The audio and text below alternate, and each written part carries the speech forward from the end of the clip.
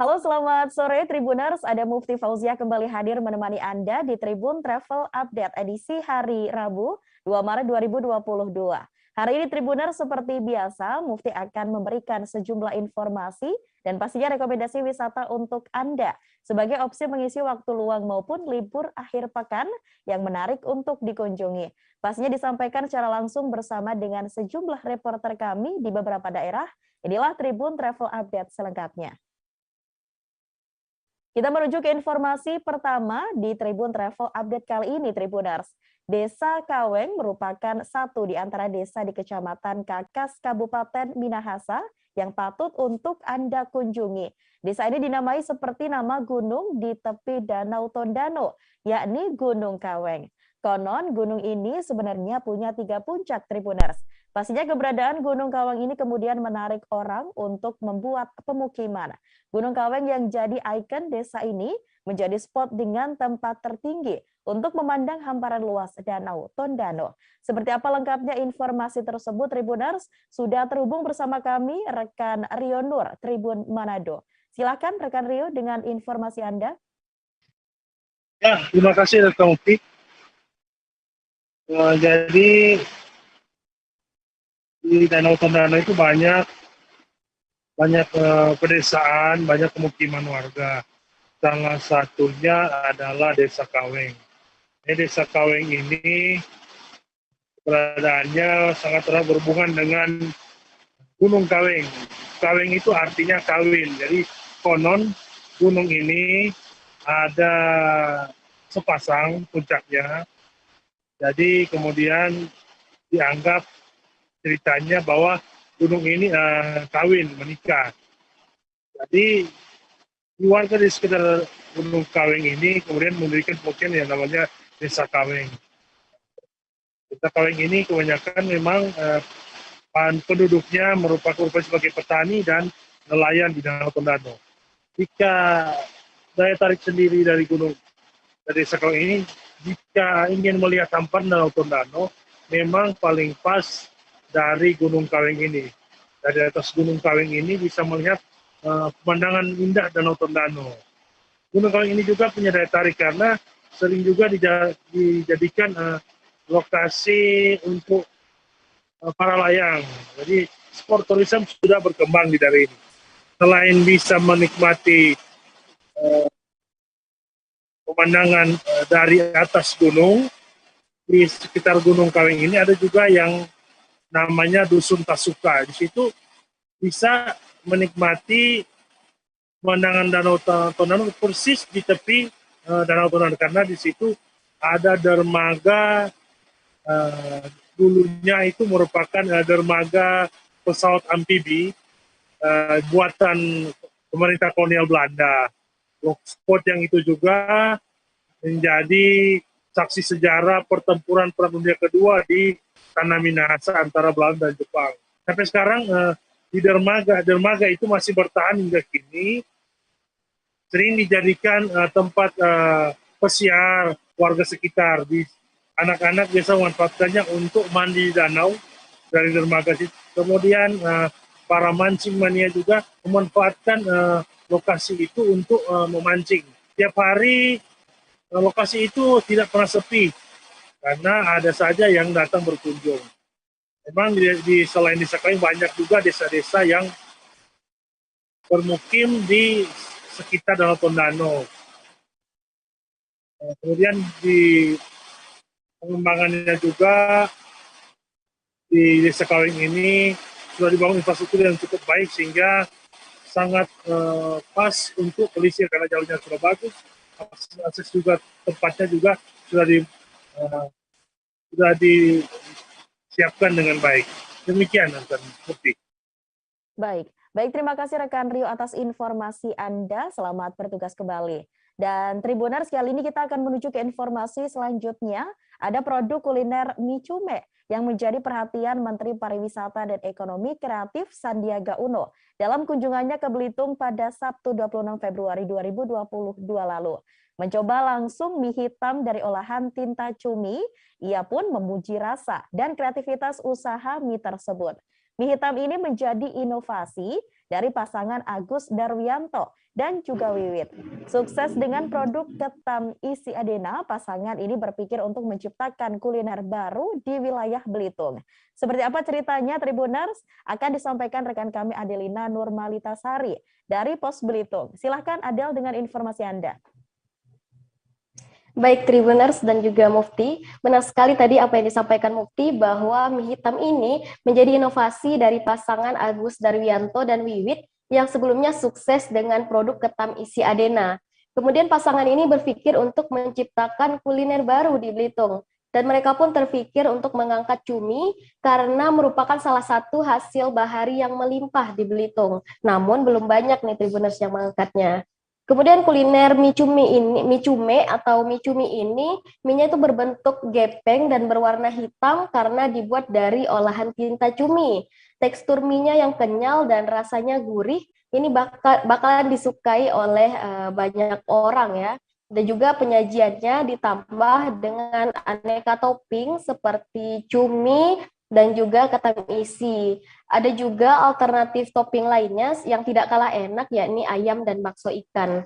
Harganya juga terjangkau, berkisar antara Rp15.000 sampai Rp35.000 bergantung dengan pilihan toppingnya. Dan Tribuners, mie ini juga dibuat tanpa tambahan pengawet, sehingga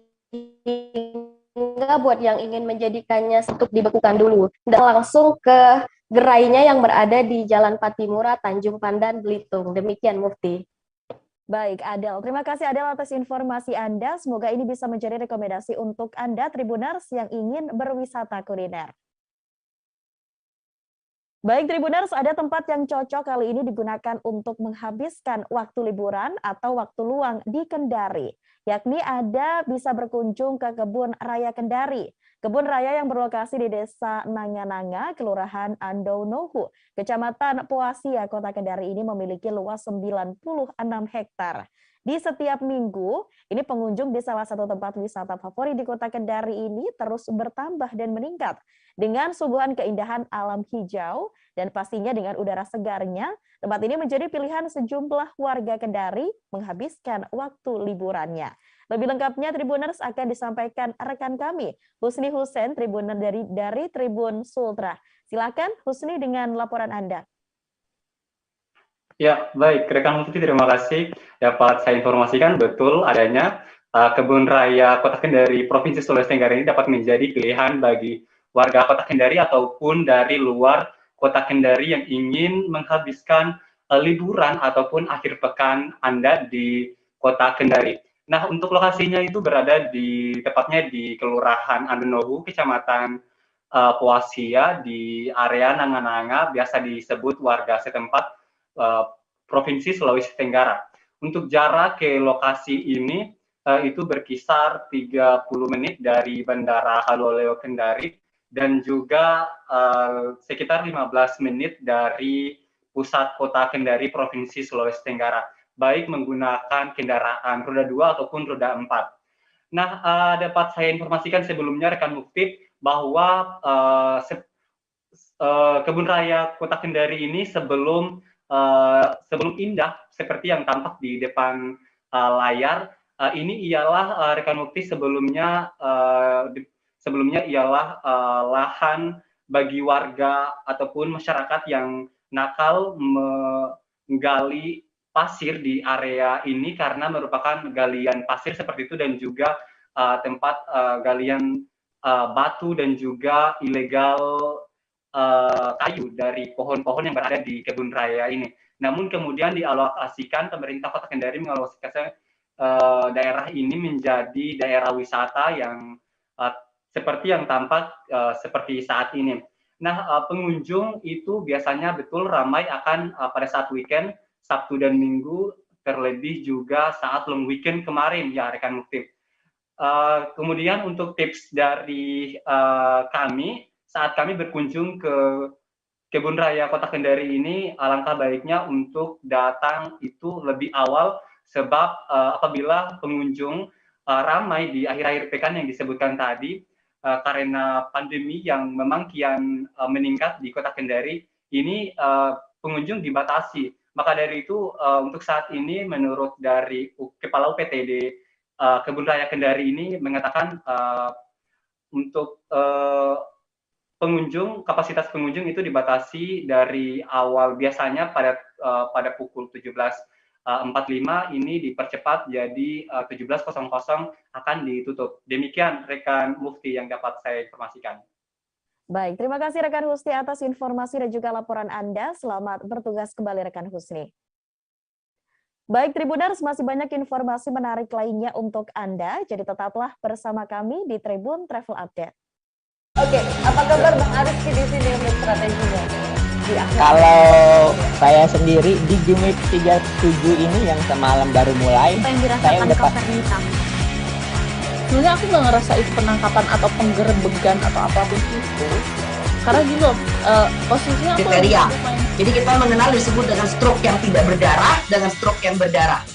Stroke yang tidak berdarah itu biasanya ditandai dengan adanya penyumbatan. Kalau itu terjadi di sini mungkin pikirnya tidak ke situ kali ya, tapi kalau di Korea atau di Kamboja itu ada beberapa paper yang saya itu Mas, ya, dulunya tukang koran. Oh gitu ya, Tukang koran. ya saya baca itu Pak. Tuh kan pernah baca kan? Ya. Jadi kalau saya jadi tanggam itu udah bersyukur banget. Si anak ini dijadikan sebagai tersangka begitu. Ya, kalau ini kita bicara yang di luar kasus Situbondo ya. Dengan nama hujan shower, di mana terdapat batas jelas antara daerah hujan dan tidak hujan yang biasanya terjadi pada fase awal mature stage atau tahap berbahaya dewasa. itu Kang.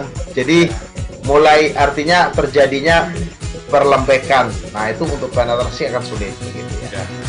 Dok, saya ini menurut saya memang tidak mudah, bukan urusan tanah diambil. Kalau misalnya Amerika Serikat sekarang, Rasulullah mengatakan dalam sebuah hadis bahwa berpuasa di 6 hari Syawal itu. Oke, apa kabar Bang Ariski di sini untuk strateginya? Kalau saya sendiri di Jumip 37 ini yang semalam baru mulai, Apa yang saya dirasakan udah Kak Fernita? sebenarnya aku nggak ngerasa itu penangkapan atau penggerebegan atau apapun itu, karena gini loh, posisinya aku kriteria. Jadi kita mengenal disebut dengan stroke yang tidak berdarah dengan stroke yang berdarah. Stroke yang tidak berdarah itu biasanya ditandai dengan adanya penyumbatan. kalau itu terjadi di sini mungkin pikirnya tidak ke situ kali ya, tapi kalau di Korea atau di Kamboja itu ada beberapa paper yang Saya itu Mas, Ya. dulunya tukang koran.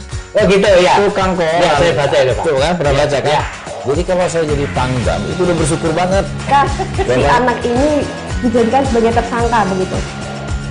Ya, kalau ini kita bicara yang di luar kasus Situbondo ya. Dengan nama hujan shower, di mana terdapat batas jelas antara daerah hujan dan tidak hujan yang biasanya terjadi pada fase awal mature stage atau tahap Berbahaya dewasa. itu Kang. Jadi mulai artinya terjadinya perlembekan. Nah itu untuk penetrasi akan sulit begitu ya. Dok, saya ini menurut saya memang tidak mudah, bukan urusan tanah diambil.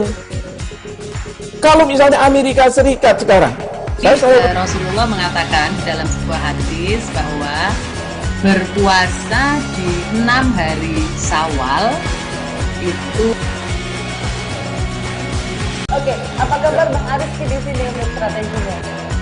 Kalau saya sendiri di Jumip 37 ini yang semalam baru mulai, Apa yang saya dirasakan udah Kak Fernita?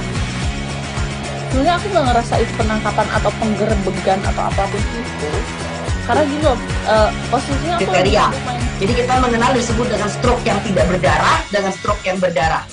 Stroke yang tidak berdarah itu biasanya ditandai dengan adanya penyumbatan. kalau itu terjadi di sini mungkin pikirnya tidak ke situ kali ya, tapi kalau di Korea atau di Kamboja itu ada beberapa paper yang Saya itu Mas, Ya. dulunya tukang koran. Oh gitu ya, Tukang koran. ya saya baca itu Pak. Tuh kan pernah baca kan? Ya.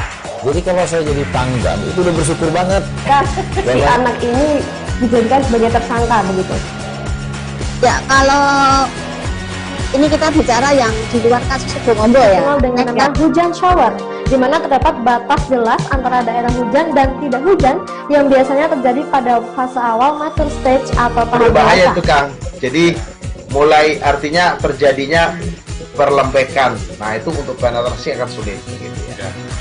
Dok, saya ini menurut saya memang tidak mudah, bukan urusan tanah diambil. Kalau misalnya Amerika Serikat sekarang, Rasulullah mengatakan dalam sebuah hadis bahwa berpuasa di 6 hari Syawal itu. Oke, apa kabar Bang Ariski di sini untuk strateginya? Kalau saya sendiri di Jumip 37 ini yang semalam baru mulai, saya udah sebenarnya aku nggak ngerasa itu penangkapan atau penggerebegan atau apapun itu, karena gini loh, posisinya aku kriteria. Jadi kita mengenal disebut dengan stroke yang tidak berdarah dengan stroke yang berdarah. Stroke yang tidak berdarah itu biasanya ditandai dengan adanya penyumbatan. Kalau itu terjadi di sini mungkin pikirnya tidak ke situ kali ya, tapi kalau di Korea atau di Kamboja itu ada beberapa paper yang saya itu mas, ya dulunya tukang koran. Oh gitu ya, Tukang koran. ya saya baca ya Pak. Tuh kan pernah baca kan? Ya. Jadi kalau saya jadi tanggam itu udah bersyukur banget. Si anak ini dijadikan sebagai tersangka begitu. Terima kasih Tribuners, Anda masih bersama kami di Tribun Travel Update bersama saya Mufti Fauziah. Tribuners, ada Car Wash and Cafe di Lampung yang baru saja buka namun sudah ramai pengunjung. Namanya adalah Nuka Car Wash and Cafe yang ada dan baru berdiri 2 bulan ini. Tak hanya menyediakan tempat yang asik untuk mengobrol sambil bersantai, tetapi Tribuners yang berkunjung ke sana juga bisa sambil mencuci kendaraan. Harga makanan juga bervariatif sesuai dengan menu yang dipilih. Dan keindahan dan juga hal menarik lainnya akan disampaikan oleh rekan kami Husnul Fatimah dari Tribun Lampung. Silakan rekan Husnul dengan informasi Anda.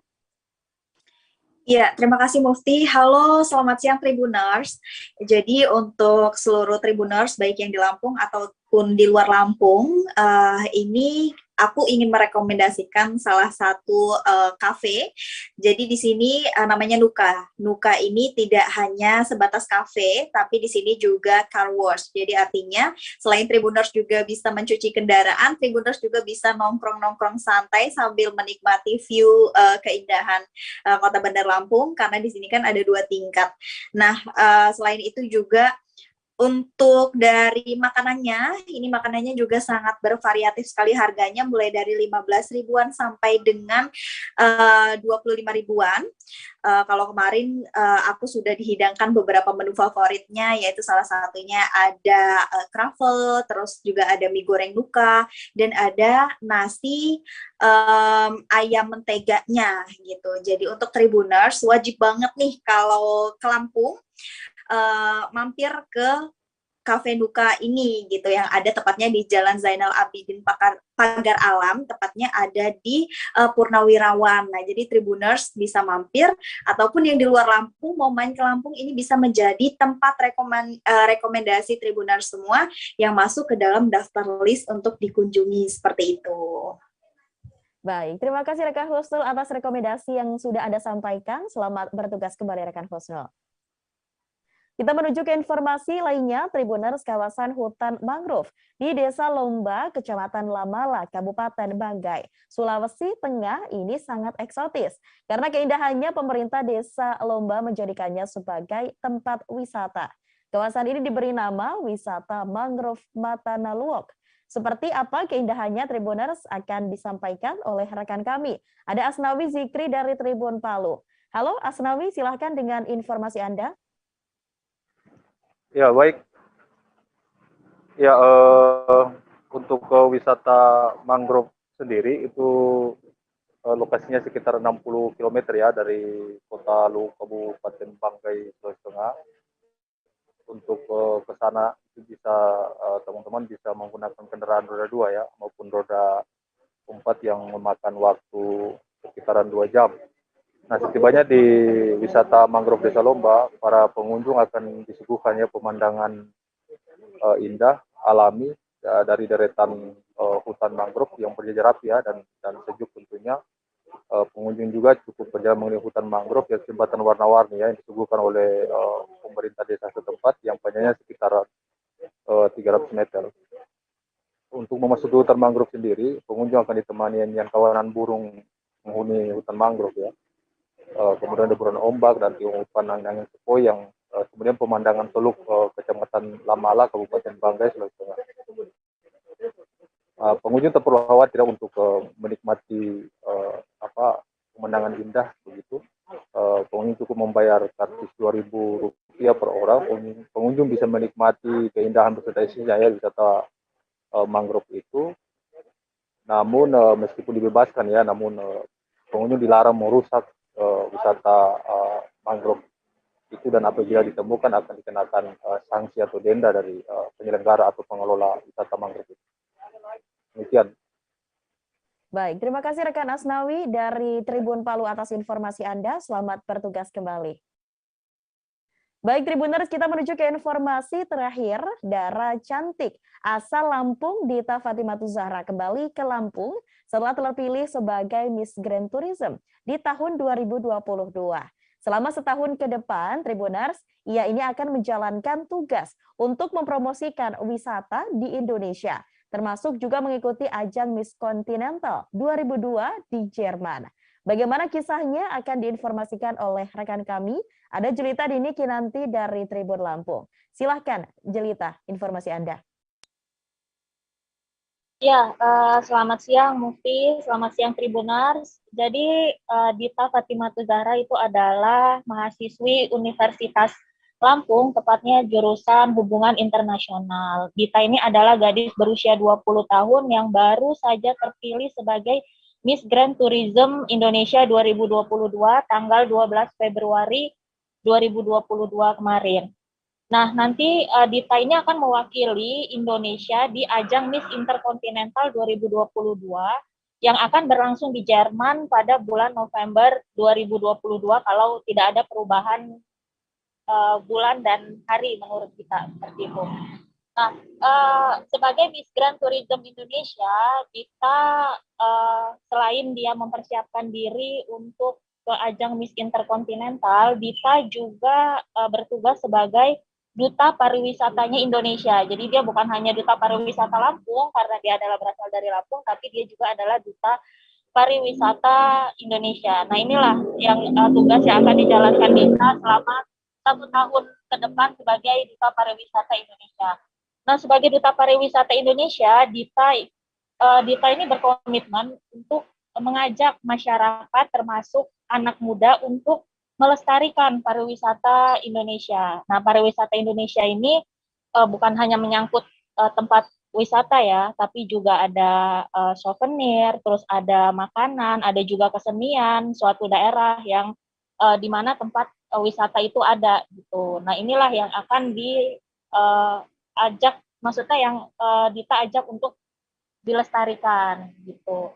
Nah, saat ini kan kita masih dalam pandemi COVID-19 yang belum juga selesai ya. Jadi Dita ini ingin mengajak kalau kita ini bisa menikmati pariwisata meskipun kita masih ada di tengah pandemi gitu. Jadi caranya ya tentu kita bisa mendatangi tempat wisata itu dengan menerapkan protokol kesehatan yang ketat gitu. Tapi kalau kita tidak bisa mendatangi tempat wisata, kita juga bisa berwisata online gitu. Jadi Dita sih mengharapkan, untuk itu Dita tuh mengharapkan orang-orang itu yang dia mendatangi tempat wisata atau dia kuliner gitu, itu dia bisa memberikan gambaran tempat wisata itu atau kuliner-kuliner yang ada di tempat wisata itu seperti itu. Jadi bisa dinikmati secara virtual oleh masyarakat Indonesia gitu. Nah, jadi kalau kita bisa menikmati pariwisata Indonesia, kita juga bisa kita juga bisa melestarikan pariwisata Indonesia. Kita bisa dengan bangga menceritakan pariwisata Indonesia ini ke orang asing gitu saat kita berlibur ke luar negeri atau kita bertemu dengan orang asing di Indonesia. Begitu Mufti. Baik, luar biasa. Terima kasih Jelita Dini Kinanti dari Tribun Lampung atas informasi Anda. Dan rekan kami Jelita Tribuners juga sempat melakukan wawancara dengan Dita Fatimatu Zahra yang merupakan Miss Grand Tourism 2022. Berikut informasinya untuk Anda. Pastinya sebagai pemenang, alhamdulillah ya dipercaya. Itu juga pasti ada preparation yang nantinya akan dikirim ke kaca internasional untuk di Intercontinental Indonesia 2022. yang nanti akan diselenggarakan November di negara Jerman. Di sana kita bakal berlaga juga kan, tapi yang pastinya sebelum itu dari preparation yang ada, itu juga pasti akan memberikan kegiatan-kegiatan maupun berbagai kegiatan yang tidak luput dari kegiatan pariwisata yang pastinya juga berusaha untuk meng-engage banyak anak muda dan teman-teman di luar sana untuk lebih aware lagi terhadap pariwisata kita dengan cara-cara yang kita gitu. Baik, kalau untuk selanjutnya ini kan pulang ke Lampung ya? Iya. Nah, betul. itu apa sih yang akan dilakukan nanti setelah tiba di Lampung ini? Pastinya kita berusaha untuk menarik ya banyak stakeholders lainnya juga, terus juga para government di sini untuk bisa ikut membantu kita, untuk bisa menarik teman-teman luar di sana, teman-teman di luar sana juga menginformasikan tentang seharusnya apa sih yang harus kita lakukan, apa yang tidak, do and don't kita sebagai generasi muda terhadap keberlangsungan pariwisata kita gitu. Karena makin kesini kan kita sadar bahwa banyak pelaku pariwisata yang hanya sekedar menjadi penikmat pariwisata, tapi tidak sebagai penjaga pariwisata atau pelestari pariwisata. Dari hal-hal itulah kita ada di sini untuk yang pasti untuk mengedukasi, tapi juga sharing lah, bukan mengedukasi, tapi lebih kepada sharing ke teman-teman, ngajak teman-teman semua untuk bagaimana seharusnya kita bisa bersikap terhadap pariwisata. Baik Tribuners, demikianlah informasi dalam Tribun Travel Update kali ini. Nantikan informasi lainnya hanya di Tribun News. Dan Tribuners jangan lupa untuk terus menerapkan protokol kesehatan dimanapun Anda berada. Saya Mufti Fauzia mewakili kru yang bertugas, pamit undur diri. Terima kasih dan sampai jumpa. Jangan lupa like, subscribe, dan share ya.